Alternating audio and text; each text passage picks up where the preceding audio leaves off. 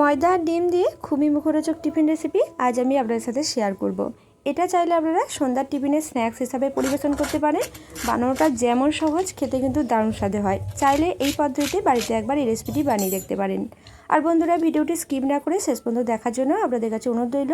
আর আপনি যদি এই চ্যানেলে নতুন বন্ধু থাকেন, অবশ্যই চ্যানেলটি সাবস্ক্রাইব করে সাথে থাকবেন। তো প্রথমেই এই রেসিপিটি বানিয়ে নেওয়ার জন্য একটা বোলের মধ্যে দুটো ডিম ভেঙে নিচ্ছি। বোলের মধ্যে দুটো ডিম ভেঙে নিলাম।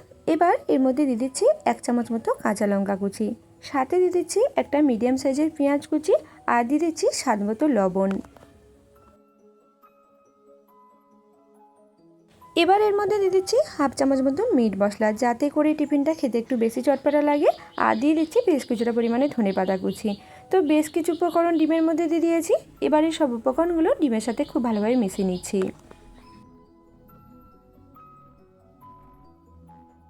তো ডিমের মধ্যে সব উপকরণগুলো খুব ভালোভাবে মিশিয়ে নিলাম। এবার এই মিশ্রণটা এক সাইডে রেখে দিচ্ছি। এবার একটা পাত্রের মধ্যে নিয়ে নিচ্ছি 1 কাপ মতো ময়দা, আর এরই সাথেই ময়দার মধ্যে দিয়ে দিচ্ছি 2 চামচ মতো কর্নফ্লোর। তো টিফিনটা যাতে অনেকটা মুচমুচে এবং কুরকুরে ভাব লাগে, তার জন্য এখানে আমি কর্নফ্লোর ব্যবহার করছি। কর্নফ্লোরের পরিবর্তে আপনারা চাইলে এখানে চালের গুঁড়ো ব্যবহার করতে পারেন। এবার এই দুটো উপকরণ খুব ভালোভাবে একসাথে মিশিয়ে নিলাম। এবার ঠিক যতটা পরিমাণে ময়দা নিয়েছিলাম ঠিক ততটা পরিমাণে জল নিয়েছি, আর জলটা অল্প অল্প পরিমাণে এই ময়দার মধ্যে দিয়ে দিচ্ছি এবং খুব ভালোভাবে মিশিয়ে নিচ্ছি। আর প্রথম অবস্থায় অল্প অল্প পরিমাণে জল এই ময়দার মধ্যে দিয়ে দিতে হবে, আর খুব ভালোভাবে মিশিয়ে নিতে হবে। একেবারে যদি সব জলটা দিয়ে দেওয়া হয়, অনেক সময় ময়দার মধ্যে ঢিলাভাব থেকে যেতে পারে। তো 1 কাপ মতো জল আমি নিয়েছিলাম, তার মধ্যে 1/2 কাপের একটু বেশি জল এই ময়দার মিশ্রণের মধ্যে দিয়ে খুব ভালোভাবে মিশিয়ে নিয়েছি। আর এই মিশ্রণটা দেখুন মিডিয়ামের তুলনায় অল্প একটু ঘন রয়েছে। এইভাবেই মিশ্রণটা তৈরি করে নিয়েছি। এবার এই মিশ্রণটা একটা ঢাকনা দিয়ে ঢেকে দিচ্ছি, আর মোটামুটি 5 মিনিট মতো এক সাইডে রেখে দিচ্ছি। এবার একটা ফ্রাই প্যানের মধ্যে অল্প পরিমাণে তেল দিয়ে দিয়েছি, আর তেলটা খুব ভালোভাবে গরম করে নিয়েছি। এবার যে ডিমের মিশ্রণটা তৈরি করে নিয়েছিলাম, ডিমের মিশ্রণটা এর মধ্যে দিয়ে দিলাম। এবার এই ডিমের মিশ্রণটা চারপাশটায় খুব ভালোভাবে চাড়িয়ে নিচ্ছি। ডিমের মিশ্রণ চারপাশে চাড়িয়ে নেওয়ার পর এটা অল্প একটু ভেজে নিয়েছি। এবার এক সাইড থেকে এটা মুড়ে নিচ্ছি। তো এক সাইডটা খুব ভালোভাবে মুড়ে নিয়েছি, আর একইভাবে অপর সাইডটাও খুব ভালোভাবে মুড়ে নিচ্ছি।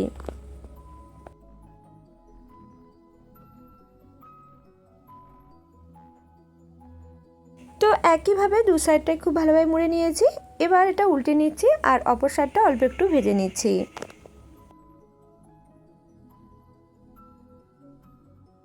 তো এই ডিমটা অনেকটা অমলেটের মতো উল্টে পাল্টে দু সাইডটা ভেজে নিয়েছি। এবার এটা একটা পাত্রের মধ্যে তুলে নিচ্ছি। তো এই অমলেটটা একটা পাত্রের মধ্যে তুলে নিলাম।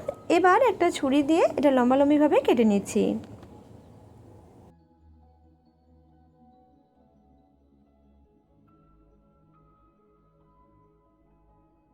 তো ছুরি দিয়ে এটা লম্বালম্বিভাবে কেটে নিলাম। আর এই টিফিনটা বানানোর জন্য এটা এভাবে লম্বালম্বিভাবে ছোটো ছোটো করে কেটে নিতে হবে। এতে করে টিফিনটা দেখতে কিন্তু খুবই সুন্দর লাগে। তো একইভাবে সবগুলোই কেটে নিয়েছি। এবার যে ময়দার মিশ্রণটা ঢেকে রেখেছিলাম, এই ময়দার মিশ্রণটা অল্প একটু গুলিয়ে নিলাম। এবার এই ময়দার মিশ্রণের মধ্যে বেশ কিছু উপকরণ দিয়ে দিচ্ছি। তো ঝালের জন্য দিয়ে দিচ্ছি 1/2 চামচ মতো লঙ্কা গুঁড়ো। তো লঙ্কা গুঁড়োটা আমরা দিতে না চাইলে সেক্ষেত্রে কাঁচা লঙ্কা কুচি বা গোলমরিচ গুঁড়োও দিতে পারেন। এবার এর মধ্যে দিয়ে দিলাম অল্প পরিমাণে হলুদ গুঁড়ো, সাথে দিয়ে দিচ্ছি 1/2 চামচ মতো মিট মশলা। সাথে এবার এর মধ্যে দিয়ে দিচ্ছি অল্প পরিমাণে রসুন বাটা, আর অল্প পরিমাণে আদা বাটা।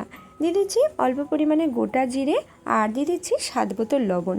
সব শেষে এর মধ্যে বেশ কিছুটা পরিমাণে ধনেপাতা কুচি দিয়ে দিচ্ছি, আর সব উপকরণগুলো একসাথে খুব ভালোভাবে মিশিয়ে নিচ্ছি।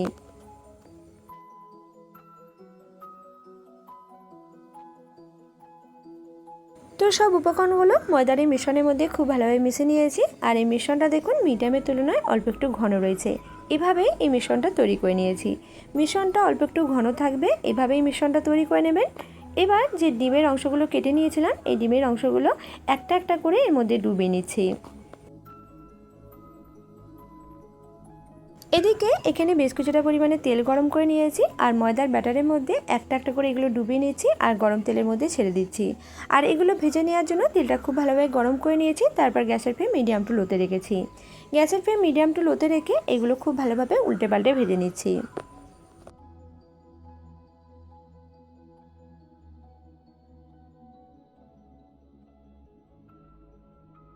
তো এগুলো বেশ কিছুক্ষণ উল্টে পাল্টে খুব ভালোভাবে ভেজে নিয়েছি। আর বেশ কিছুক্ষণ বাদে দেখুন এগুলো খুব সুন্দরভাবে ভাজা হয়ে গেছে। এগুলোর মধ্যে খুব সুন্দর একটা ভাজা রং চলে আসছে।